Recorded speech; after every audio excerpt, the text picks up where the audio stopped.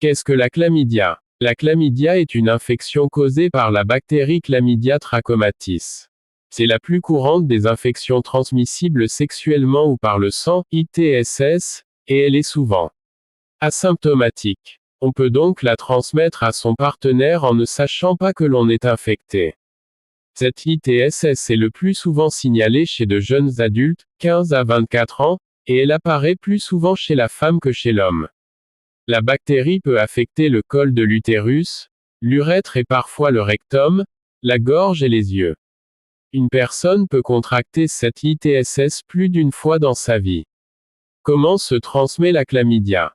Cette ITSS peut se contracter en ayant des relations sexuelles non protégées, vaginales, orales ou anales, avec une personne infectée. La transmission peut avoir lieu même sans pénétration, orgasme ou éjaculation. On peut également la contracter par contact entre les organes génitaux des partenaires ou le partage de jouets sexuels. Une mère infectée peut transmettre la chlamydia à son bébé au moment de l'accouchement. Quels sont les symptômes de la chlamydia?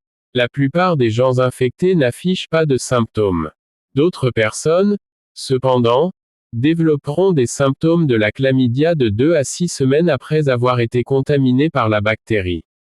Chez la femme, les symptômes peuvent être sensation de brûlure en urinant, douleur au bas du ventre, modification ou augmentation des pertes vaginales, notamment entre les menstruations, douleur ou saignement au moment de la pénétration, fièvre, besoin plus fréquent d'uriner. Chez l'homme, il peut s'agir de sensation de brûlure en urinant, démangeaison au niveau du rectum, douleur ou enflure aux testicules, écoulement clair ou laiteux provenant du pénis.